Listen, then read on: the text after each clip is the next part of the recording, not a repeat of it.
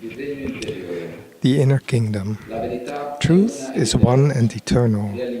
Realize oneness with it in your deathless self within. The following commentary is based on the teachings of Paramahansa Yogananda. Most people imagine that the inner kingdom, as Jesus described it, lacks the fascination they attribute to sense life.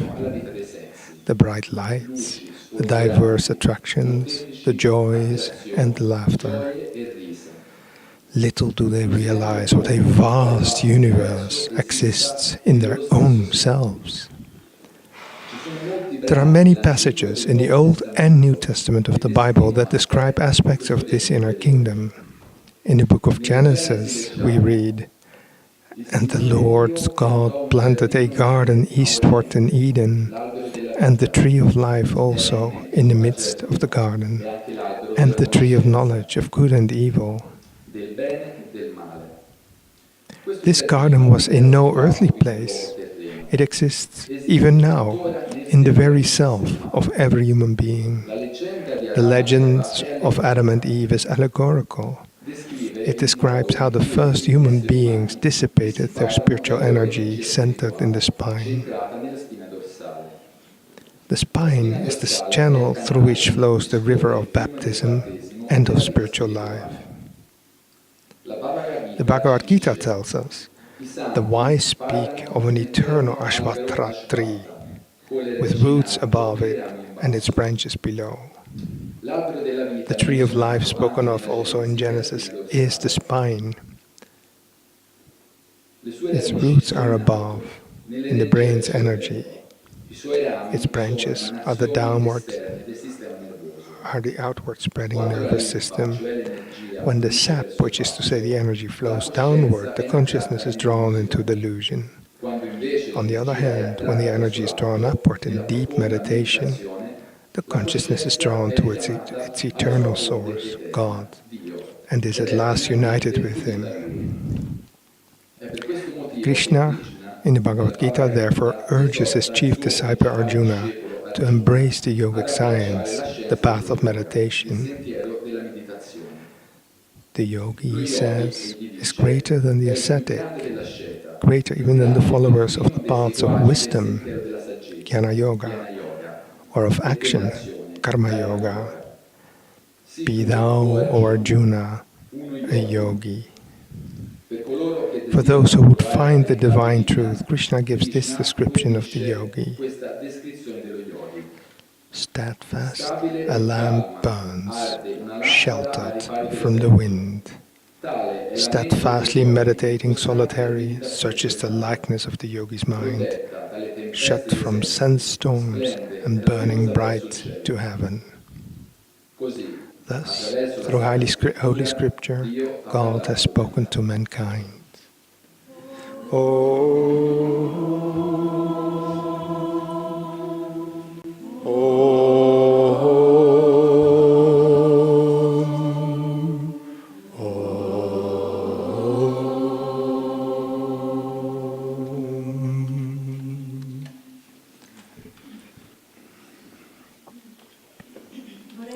I would like to tell you some stories about the joy that can come when you live in God.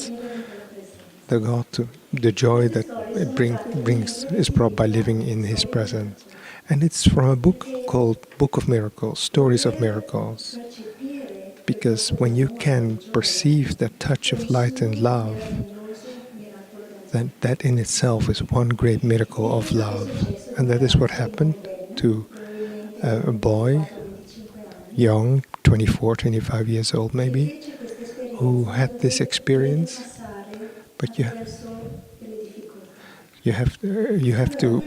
order to get there, he had to go through lots of challenges. One day he was driving down a hill at full speed on his bicycle. There was a car that was going in the same direction, but at a certain point, the car all of a sudden turns left.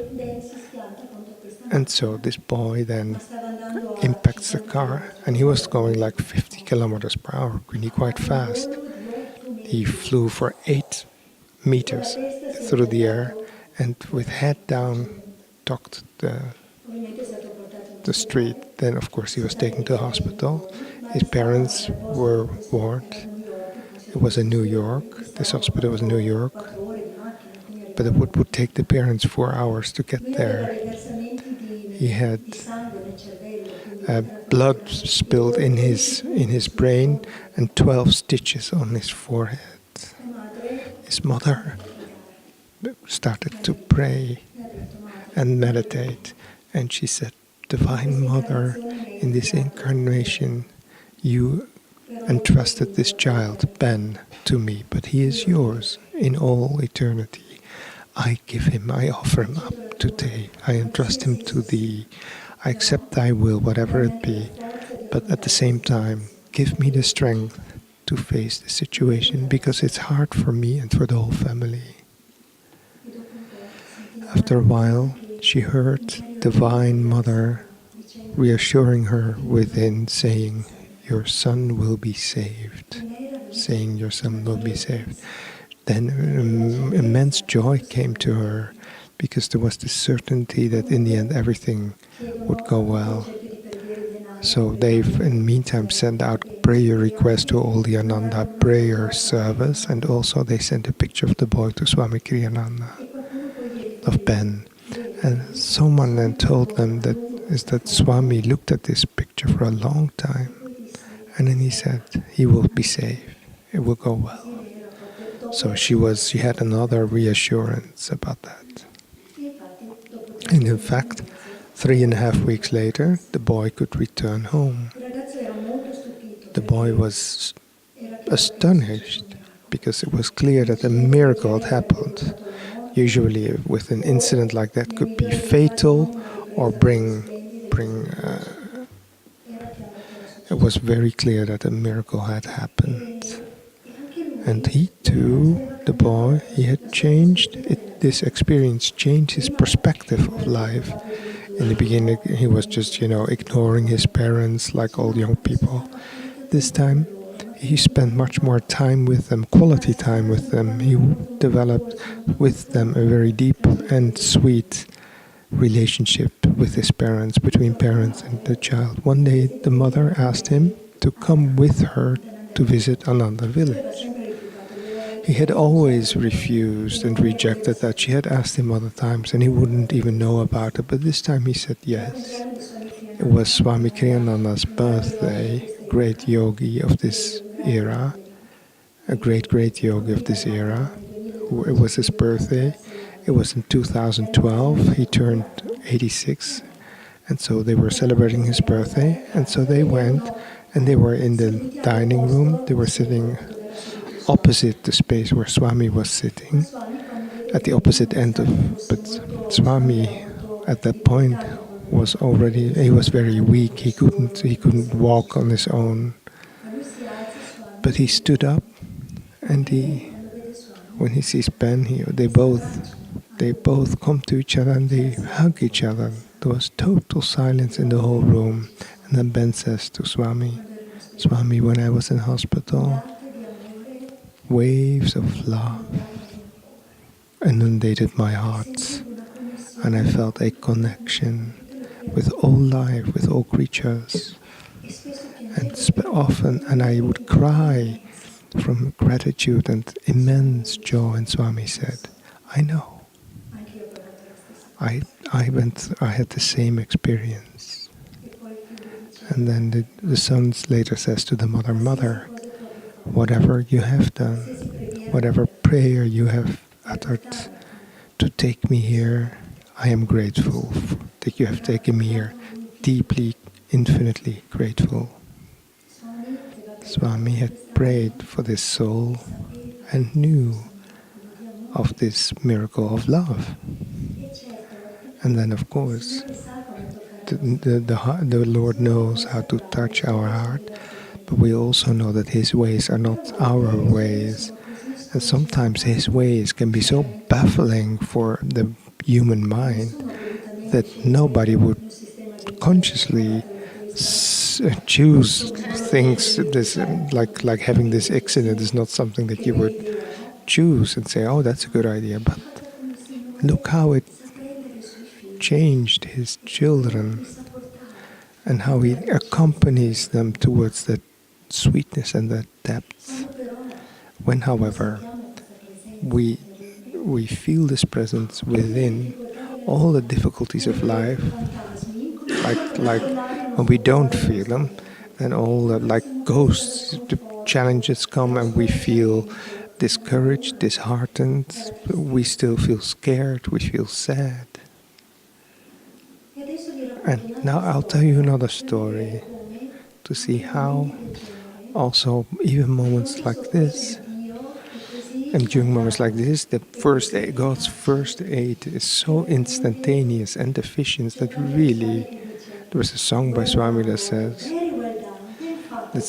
well done, Lord, very well done. It's like an applause that says it at the end of the story, because when you're in the middle of it, maybe you wouldn't talk like that to God. So this story then regards a couple of a certain age, probably, I don't know exactly, and they had had a lot of adventures in their lives, adventures in nature. One day he decides to the tip of a mountain to 3,200 meters in the state of Wyoming, and it would have taken them 3 days to get to the peak. Very difficult, really very steep and difficult, and also very slippery rocks, big masses like houses. Then they get there in this place, and there is a mixture of snow and rain, because even in the summer at that height it can snow. But they set up, pitch their tent near a beautiful lake, but then in the middle of the night the tent seems very small because it begins to snow, and the tent, when it snows at that height, you can easily get 2-3 meters of snow. And so all night long they were busy getting the snow off the tent, because so that they wouldn't be crushed by the snow. Their project, their intention was to take like a ring, get up to the peak, and then get to the mountain pass. So they were still had to climb for another 400 meters, and then they would from the other side descend back into the valley. So it was like a semicircle. But again, snow and snow and snow the next day. He had binoculars, and this path that they had to do was difficult, would have been difficult. They were blocked by the snow, so it became impossible to proceed. So they stayed for 3 nights and 2 days. With you can easily imagine the cold. The tent you have, those were small tents, Canadian tents that you carry in your rucksack, not a big one. And one of them had sinusitis, which brings headaches, severe headaches. There was cough, and there was sour throat. They had their antibiotics with them, but the food had been dry and frozen, not good for when you have a sore throat. So during all this period, they were even without much food and sick and cold. The third day in the morning, finally it stopped snowing. And then they take heart, they encourage themselves, let's say, to continue. They couldn't stay there and die. Nobody would come and find them there. Before leaving, they pray to Babaji, this master, immortal yogi from the Himalayas, asking him for help. They leave with great courage, and when they are on the path that leads to this plateau, they see the traces in the snow, big shoes. How is that possible? If somebody was here, had been there, and they were fresh traces, footsteps. And who would walk through such a snowstorm, because it had been snowing continuously, uninterruptedly, and then they see the tent and they didn't stop? That is weird. Anyway, they follow those footsteps in the snow because it was taking them to the peak where they wanted to go. Then they get to the plateau, going a little beyond, and then it became easy to follow the rest of the path going down, and they could see how the footsteps led in another direction.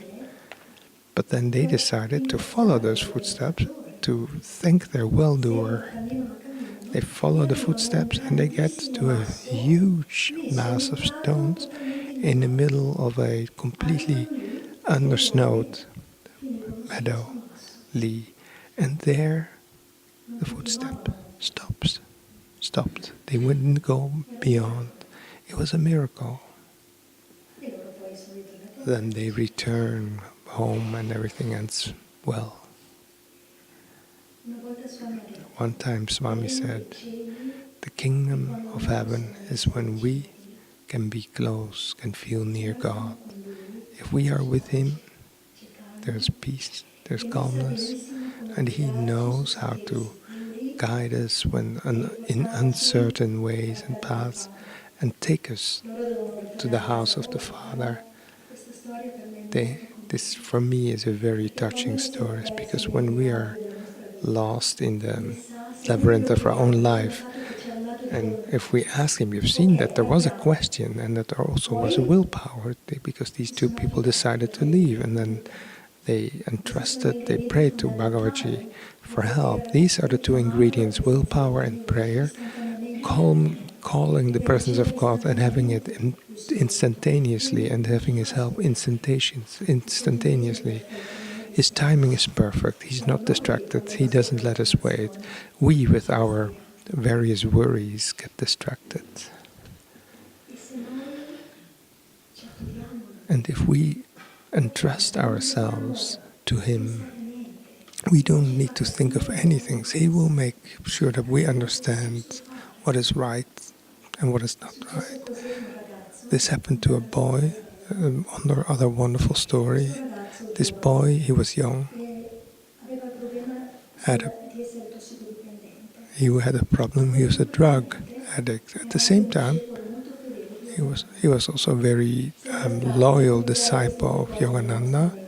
It seems strange to unite these two things. A drug addict who's also a disciple, can these two things go together? But he did love God, and he did love his guru. That's a fact. And in every circumstance of his life, he could feel this presence of God, and he called it my invisible friend. Who was always near him, and he could feel that the Master was taking away a lot of his bad karma that otherwise would have overwhelmed him and blocked him, prevented him from proceeding. So the story begins one night. He was in the woods and he was desperate because he could not stop drugging himself. And he was walking through the forest and screaming, I can't finish, I can't stop. And he was angry with himself. Then inside of him he sensed Yogananda, who sighs. Try to imagine how a father sighs when he speaks to his son. And then he said, okay, my son. See, if you think that way, a few moments later, he was surrounded by police and they took him to prison. At a certain point, he was in this cold cell in prison, but he did not feel alone. He could feel the invisible presence of the Master.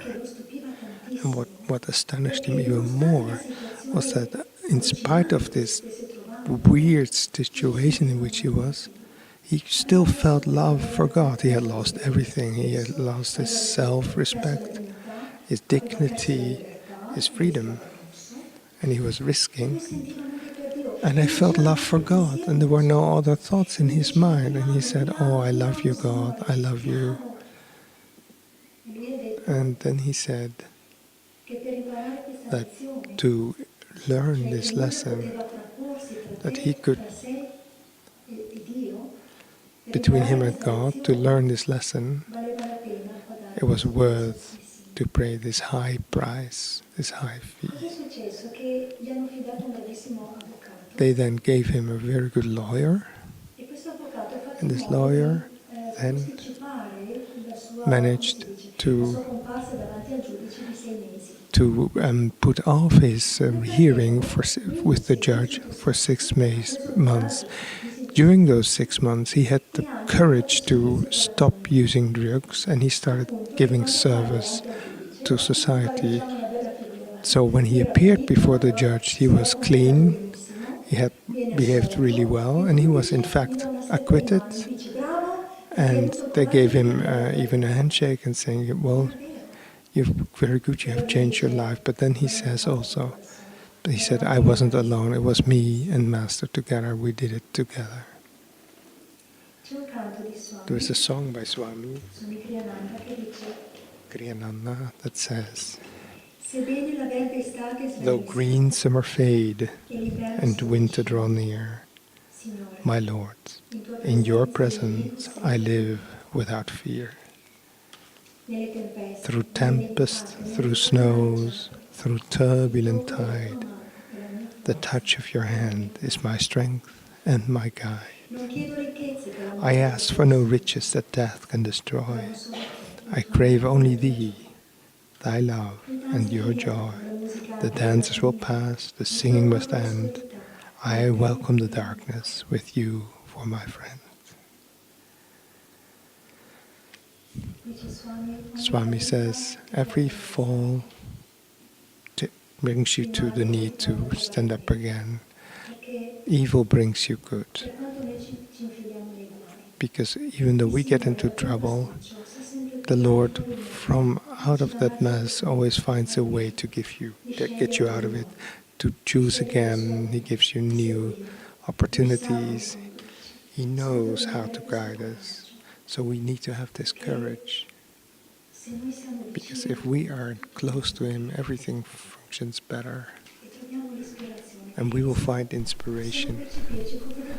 And then we can experience ourselves as children in His hands, calm, relaxed. We don't need to understand everything. He will make us understand what we need to understand.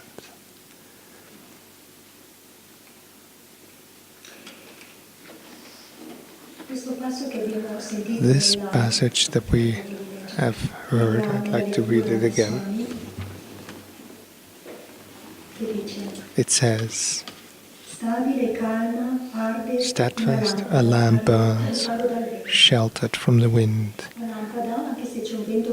So you know that a lamp, when it's protected against the wind, then the fire stays calm, steadfast. Such is the likeness of the yogi's mind, shut from sense storms and burning bright to heaven. When we have a calm mind, protected against the light, by the light of God's presence, then the storms of Maya and delusion, these strong winds that could put off that flame of joy and hope and courage, it could wipe it out. And then you see only darkness and you see no hope and it's all lost. But that is never true. If it happens, all we need to do is to help God to put it on again, to light that flame again. It's just an act of willpower, of courage, of willpower, and of trust. I know that you're there, God, and I know that you will get me out of this mess. I know that you are there.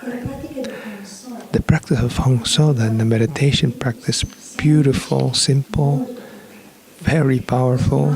This mantra, it's called a bija mantra. This vibration makes it sure that the delusion before you in some dissolves. I am this body, I am this, I'm doing terrible things. That all these things then dissolve, and you find this calmness again. You feel protected because God loves us and is aware of each thought, of each feeling. He's here, he's nowhere else. This ego even doesn't really exist. Swami say this ego is only a thought, it's only a dream. The only truth, the only reality is God. That is why he is fully aware, because he is an Hongso, this vibration that takes us to merge again in God, takes us to merge again in God. So whatever situation, however difficult you are, just observe the breath. This divine breeze, follow this divine sweet breeze that will take you, it will guide you. So such is the mind of the yogi, protected by against the storms of the senses. It shines brightly up towards heaven. God only wants our joy. He wants our happiness because He enjoys our joy. He wants our highest good. And He wants us to be really, really happy. I'll read something beautiful. It comes from Whispers from Eternity, written by Yogananda.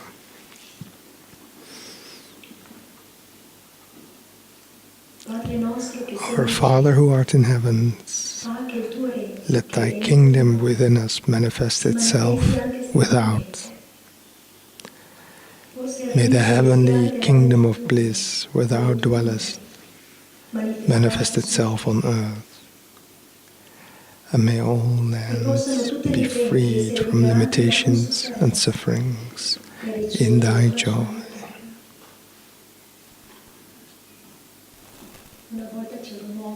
There was once a man who had a lot of troubles. He was sick with cancer. He couldn't even stand up anymore from his bed. And his wife managed she was away from him for a few seconds because she wanted to go to another village, because she wanted to receive discipleship, initiation. And so her mother stayed with him, so he was not without care. And many years of suffering, it had been a very, very difficult story. She goes there, receives initiation, remains before the image of the Master, looks into his eyes, and at a certain point, how to say it, she has like a vision, and she is with her husband on a boat, who was weak as she had left him, and she was rowing. At a certain point, Yogananda appears near their boat and stops them silently with his hand, and her husband then smiles and stands up, gets out of the boat and stands in front of Yogananda, and together he sees them disappear into the light. A few hours later, in the afternoon, it was true that her husband had left his body. He had entered the great light. Swami said many times, it's only a thought that, like veils, keep us separate from God. Once those veils vanish, nothing can keep us separate from God. Very simple. It's only thought. And then when that's gone, we enter the kingdom of heaven.